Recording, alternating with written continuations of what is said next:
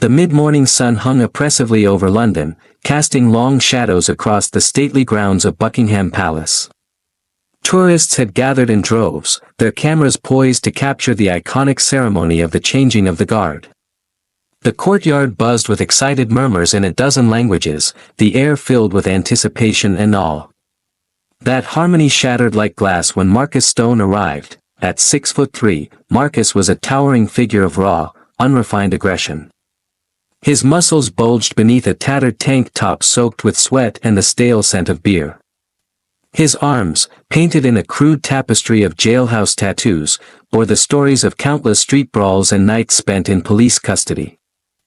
Every movement he made seemed to exude menace, from the way his knuckles cracked unconsciously to how his heavy boots slammed against the palace stones like a warning shot. He shoved his way through the crowd, sneering at strollers and scoffing at selfie sticks.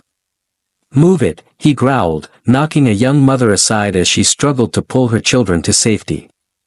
She yelped in alarm, her eyes wide, but Marcus barely glanced at her. He spat on the clean stones of the royal courtyard with a contemptuous grunt. The air around him seemed to grow thicker, heavier. Even tourists, often oblivious to social cues in foreign lands, instinctively stepped back, their instincts flaring like alarm bells. "Bloody sheep," he muttered under his breath, glaring at the crowd. All standing round talking pictures of nothing. The courtyard, once a place of reverent admiration, had become a stage for Marcus's theater of domination. He relished the growing discomfort of those around him, swaggering through the space like he owned it. Families clutched their children a little tighter. Elderly couples turned away. Before we begin, don't forget to like, subscribe, and comment below to let me know which country you're watching from. I'd love to hear where you're tuning in from. The mid-morning sun hung oppressively over London, casting long shadows across the stately grounds of Buckingham Palace. Tourists had gathered in droves, their cameras poised to capture the iconic ceremony of the changing of the guard. The courtyard buzzed with excited murmurs in a dozen languages, the air filled with anticipation and awe. That harmony shattered like glass when Marcus Stone arrived. At 6'3", Marcus was a towering figure of raw, unrefined aggression. His muscles bulged beneath a tattered tank top soaked with sweat and the stale scent of beer. His arms, painted in a crude tapestry of jailhouse tattoos, bore the stories of countless street brawls and nights spent in police custody. Every movement he made seemed to exude menace, from the way his knuckles cracked unconsciously to how his heavy boots slammed against the palace stones like a warning shot. He shoved his way through the crowd, sneering at strollers and scoffing at selfie sticks. "Move it," he growled, knocking a young mother aside as she struggled to pull her children to safety. She yelped in alarm, her eyes wide, but Marcus barely glanced at her. He spat on the clean stones of the royal courtyard with a contemptuous grunt. The air around him seemed to grow thicker, heavier.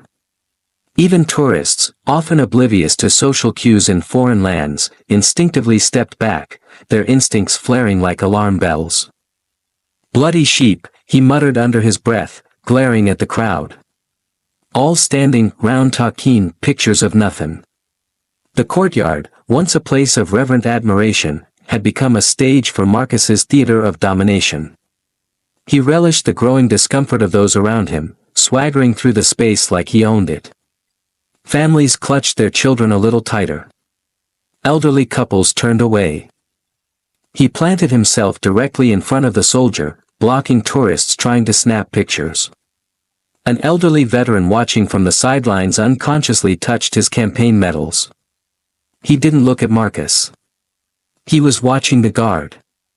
He recognized something in that stillness, not fear, but control. Marcus sneered. "You think you're special, don't ya?" His voice grew louder, drawing more eyes. "Standin' there in your fancy getup. While real men do real fightin'." He raised his scarred knuckles like trophies.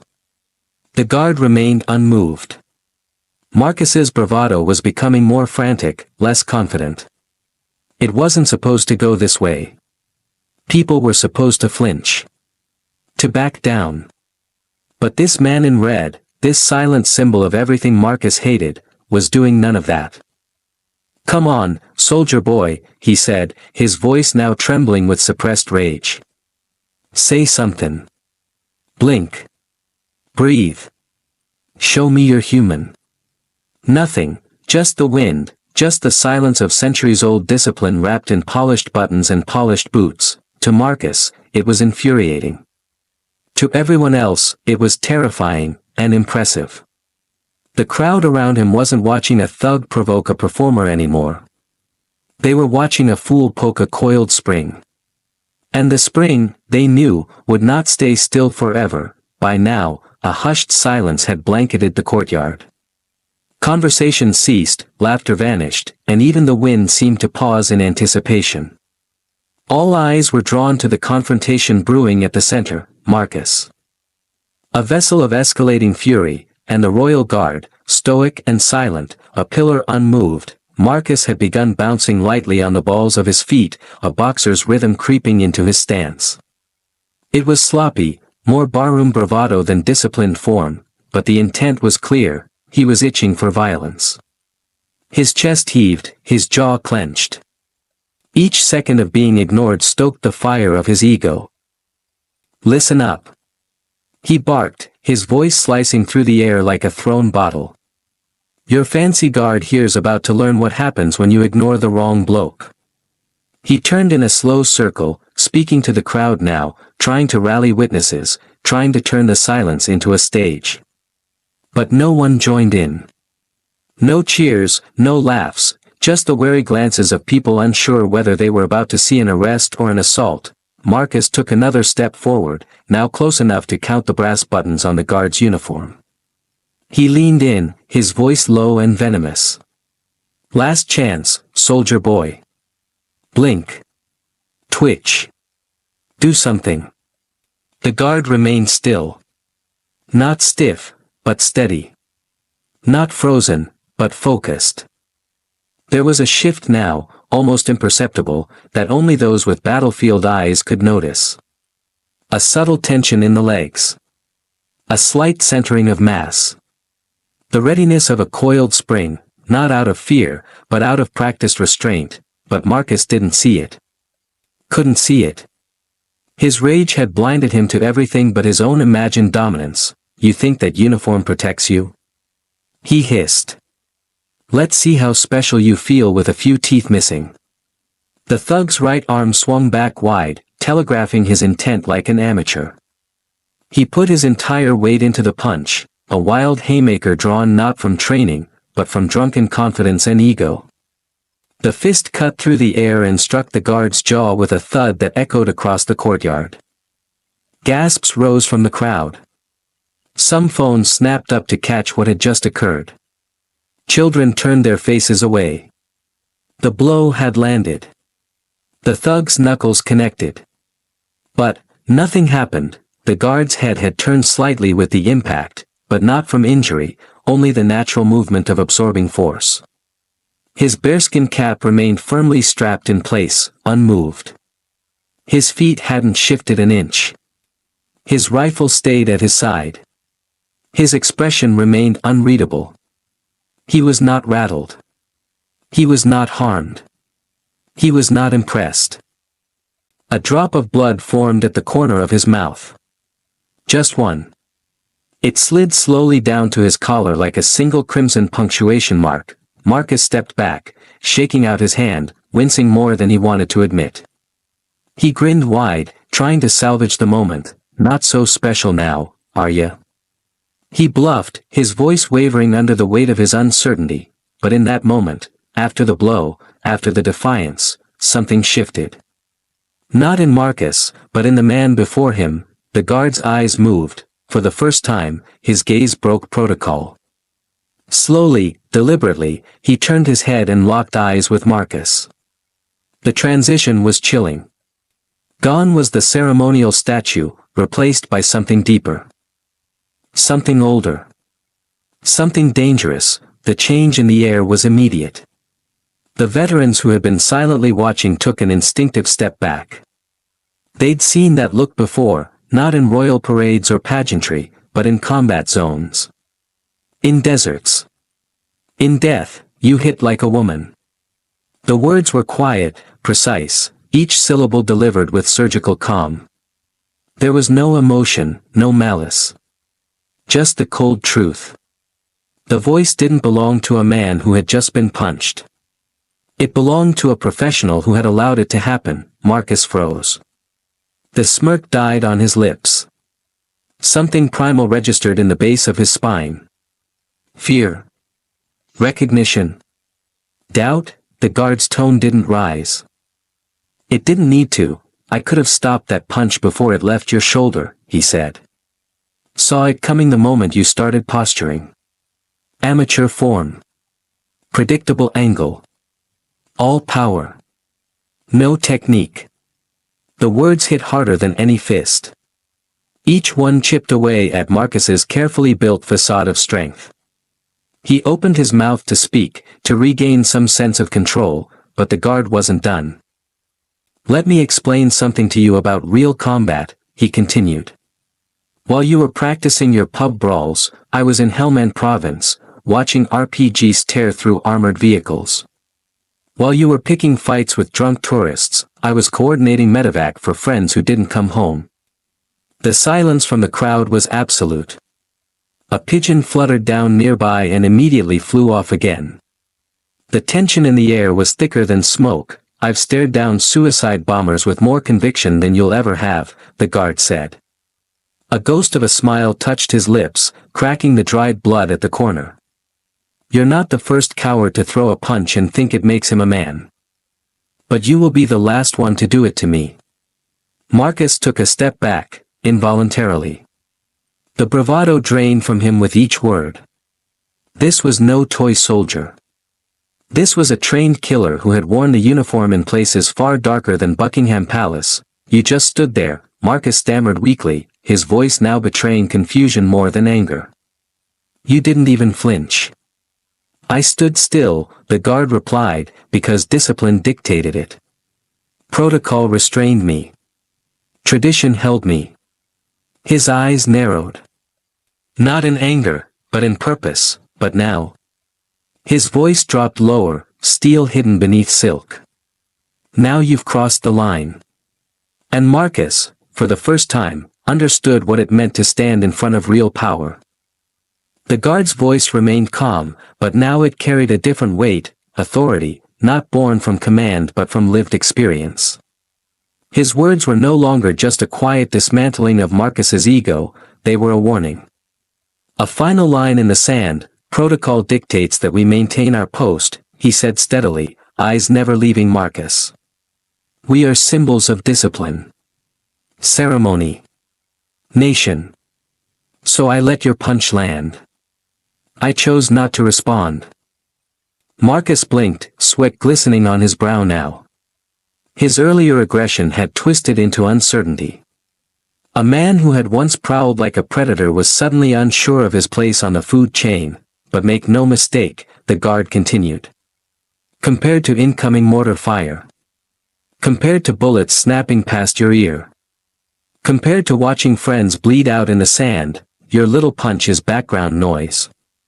The weight of the statement sank into the crowd like a stone. A quiet murmur rippled through them, half reverence, half dread. The two elderly veterans nearby shifted again, their expressions grim. They'd heard this tone before. Not in drills, not in ceremony, but in war zones. In the seconds before something unthinkable happens, and while we are trained to absorb provocation. The guard said, his voice lowering to a chilling calm, that protocol does allow for appropriate response to direct physical assault. Marcus's eyes widened. Somewhere inside, a voice screamed at him to run, but pride and shame rooted him in place. The guard inhaled slowly, not as a display, but like a machine powering up. His stance shifted subtly, just a redistribution of weight, a pivot of 1 foot, but to trained eyes, it was seismic. It was the difference between a soldier on parade and a combatant ready to strike. To be clear, he finished, you've chosen violence. I will now educate you on its consequences. The air snapped tight with tension. It was no longer a confrontation, it was an execution of precision, waiting to be unleashed. Marcus, in his stubborn desperation to regain control, tensed his shoulders. His fists clenched again. A fool's mistake. His movements were sloppy, emotion-driven, fueled by adrenaline and ego, not technique. The crowd had begun to lean in, not in support, but in silent witness to what they all knew was inevitable. The guard moved. It was not sudden. It was not wild. It was calculated. A movement born not from fury, but from mastery. It began at the soles of his boots, the way real power does, not from the arms, but from the ground up. His shift in balance was perfect, the turn of his hips precise. Muscle, discipline, timing, synchronized like the inner workings of a rifle bolt, the punch left his side like a lightning strike forged in ritual and war. It cut through the air without excess, a line of motion as clean as a scalpel. Marcus never saw it coming. The impact sounded like the crack of a bat on wood. Marcus's head snapped back violently, his jaw taking the full brunt of the strike with no time to brace. His mouth flew open, and from it burst a fountain of blood and teeth, broken fragments glinting in the morning sun as they flew in an arc across the courtyard like grotesque confetti. The crowd gasped. Marcus staggered. His arms flailed uselessly for balance. His legs, once rooted in mock bravado, gave way as if the ground itself rejected him. He crumbled to the stones in a heap, a fallen brute, blood pouring from his mouth, saliva mixing with crimson into a mess that soaked his chest. Two jagged teeth skittered across the stones, coming to rest beside the polished black boots of the man who had delivered the blow. The guard stood over him, unmoving, composed, trying to say something. The guard asked. His voice devoid of arrogance, only the calm, clinical curiosity of someone assessing the results of their technique. Marcus tried. He truly did. But only a wet gurgle escaped his mouth. The movement of his lips no longer formed words. His jaw was wrecked. Dislocated, perhaps broken. His breath came in short, ragged spurts between broken teeth and rising shame. I'm afraid that might be difficult, the guard added. Your dental work appears to need significant attention. There was no mockery. No gloating. Just a professional conclusion from a man who had delivered justice with surgical clarity. The two veterans watching nodded in quiet approval. They had seen countless acts of violence. But rarely had they witnessed one so controlled. So justified. So absolute. The courtyard was silent again, save for the soft drip of blood hitting stone. Marcus remained on his knees, drooling blood and fragments of his dignity onto the polished stones. His head lolled slightly, dazed. His hands, once curled into fists of defiance, now fumbled helplessly at his ruined jaw. He was trying to speak, perhaps to curse, perhaps to deny what had happened, but nothing intelligible came. Only thick, gurgling attempts that spilled more red onto his sweat-soaked tank top. The royal guard didn't move to gloat. He simply adjusted his posture with mechanical precision, returning slowly to parade rest. The only visible evidence that anything had happened was a faint red stain on his white collar and the faintest blush of color across the knuckle of his gloved right hand. Then he spoke again, this time with the dispassionate tone of a trained combat medic explaining an injury to a field commander. If you're wondering about the specific damage, the guard began, his voice steady, emotionless. That was a textbook orbital strike.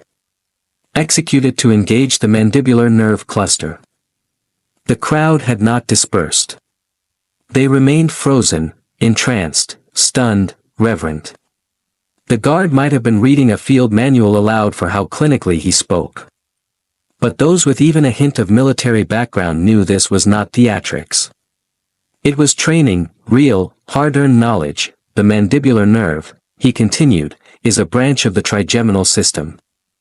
Striking it correctly can trigger a cascade of motor disruption, loss of jaw control, temporary disorientation, and significant pain. It's not something we learn for ceremonial duty. He paused just long enough for the words to settle. It's something we use in combat. The contrast was chilling. Dressed in the formal regalia of tradition, speaking with the composure of a palace sentinel, this man was articulating a violent technique honed not for display, but for war. Marcus could no longer meet his gaze. His eyes were wide and glassy, darting between the polished boots and the trail of his own blood on the ground. His earlier swagger had been reduced to involuntary whimpers. His body trembled, not just from injury, but from the internal collapse of everything he thought made him strong. This technique, the guard added, tilting his head ever so slightly, has incapacitated insurgents in Baghdad, Kandahar, and the Helmand River Valley. It works just as well on pub brawlers, as you've seen. More blood spilled from Marcus's mouth as he tried once again to speak, but his jaw wouldn't obey. It simply hung there, slack and ruined. As another shard of a broken tooth dropped onto the courtyard stone, the guard observed him calmly, almost as a doctor might watch a sedated patient. You'll find that St. Mary's Hospital, he said, has an excellent dental surgery department. You should inquire about trauma-based maxillofacial reconstruction. The two elderly veterans, who had watched everything unfold, nodded solemnly. One of them murmured to the other, that strike belongs on a battlefield, not a tourist's camera roll. And yet here it was, the crowd remained reverently quiet. No applause. No cheering. Just the weight of witnessing something real, something far removed from spectacle. This was discipline manifest. Justice delivered with restraint, precision, and devastating effect, and Marcus? He had nothing left, no words, no pride, no teeth, just blood on his chin and the lesson carved into his nerves. Never mistake silence for weakness, especially when it wears the uniform of the crown. Kneeling in a crimson-streaked puddle of his own saliva and blood, he swayed gently as if the weight of humiliation had broken whatever was left of his spine. His once boastful shoulders slumped forward. His arms hung limply by his sides, fingers twitching uselessly as though still clinging to the remnants of the pride that had driven him into this confrontation. He tried to speak again. Tried to claw back some shred of control. But all that came out was another incoherent, bubbling gurgle, a wet, rattling sound that might once have carried a threat or insult, now reduced to the garbled moan of a man who couldn't even curse properly, his jaw hung slightly askew, no longer functioning. Blood dribbled continuously from his mouth, unbidden. His breath came in short, ragged gasps, broken by shudders of pain and confusion. He blinked rapidly, eyes darting as if seeking a way out that no longer existed. A few feet away, the royal guard had already returned to his post, posture perfect, chin raised, eyes forward, save for the faint stain of red on his collar and a slightly swollen knuckle. He looked as though nothing had happened. He stood not as a man who had won a fight, but as a man who had simply enforced reality. Then came the slow, deliberate step forward. One of the elderly veterans, the one who had clutched his medals earlier, walked toward the uniformed figure. The campaign ribbons on his chest shimmered faintly in the morning light, a quiet salute to service across generations. If you need witnesses, he said in a steady voice, loud enough for the nearby police officer to hear, there are several of us who saw everything. He turned his gaze to the guard and gave a faint nod, eyes filled not just with approval, but with understanding. The guard showed remarkable restraint. All things considered. The second veteran, standing beside him, crossed his arms. There's a lesson here, he muttered under his breath, watching Marcus writhe and whimper in the shadow of the man he'd tried to humiliate. Something about real strength, something your street fights never taught you. The comment wasn't directed at anyone in particular, but Marcus heard it, or maybe just felt it. His eyes filled with helpless rage, not toward the guard now, but toward himself. Toward the awful realization that everything he had brought into this place, his bravado, his violence, his belief in his own dominance, had shattered against the wall of silent discipline standing before him. He tried again to speak. Nothing, just another moist grunt, another string of drool escaping down his chin. There was no fight left in him. No words. No will. Just the echo of a blow that had stripped him of his power, his image, and his voice. The aftermath unfolded with quiet finality. Marcus still knelt in the courtyard, cradling his jaw with trembling hands, blood pooling at his knees. His eyes, wide and vacant, flickered between the tourists, the red-coated sentinel, and the scattered teeth that now glistened like grim reminders of his fall. He tried to speak, perhaps to plead, perhaps to protest, but no words came. Only a strangled moan, thick with saliva and broken pride, escaped his mangled mouth. Palace security had arrived, but there was no need to restrain him. The fight had been taken from him completely. One officer crouched beside him, asked a question, received no intelligible answer. The man who had strutted into the courtyard breathing fire could now barely breathe at all. A statement was never taken. There was no arrest, no shouting, no drawn-out investigation. After reviewing the footage and hearing the accounts from multiple witnesses, including the veterans, there was nothing to charge. It had been self-defense. Precise. Proportional. Legal. The man who had started the confrontation was also the one who had been offered every chance to walk away, but he hadn't, and now, he couldn't even walk. A medical team arrived quietly and began lifting Marcus onto a stretcher. His limbs flailed slightly, not in resistance, but in confusion, a reflexive twitch of a man who had lost control of his own body and narrative. His earlier arrogance had melted into blank humiliation. No sound escaped him now. Only a soft groan and a slow, steady drip of blood from his lip, and all the while, the guard stood immobile, back at his post. His posture was perfect again, not in defiance but in duty. The faint smudge of blood on his collar and the slight discoloration on one glove were the only evidence that he had ever moved at all. Yet those small marks spoke louder than any words. They were not stains, they were symbols, symbols of quiet force, of earned strength, of a man trained not just to fight, but to know when to fight, and when to return to stillness. As Marcus was wheeled away and the last drops of his pride dried into the cracks of the stone beneath him, the crowd slowly dispersed. Parents guided their children away, some explaining what had happened in hushed voices. Others said nothing, letting silence do the work of memory. But no one would forget. They had come to see ceremony, they had witnessed conviction, and in the center of it all stood the guard, unshaken, unmoved, and utterly resolute. A living testament to the idea that real strength is not loud, not boastful, and never cruel. It simply is, and it endures.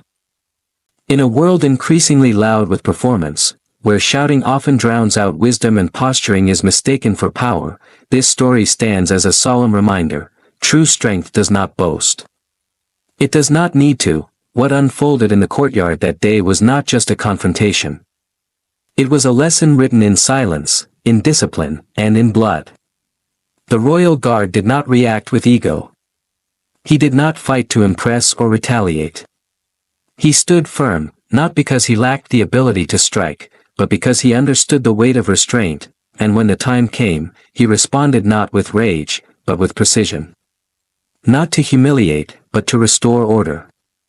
His actions were not fueled by pride, they were bound by duty. The man who came looking for a fight left with more than bruises. He left with a truth many overlook: real power is quiet. It is earned, not declared. It is steady, not showy.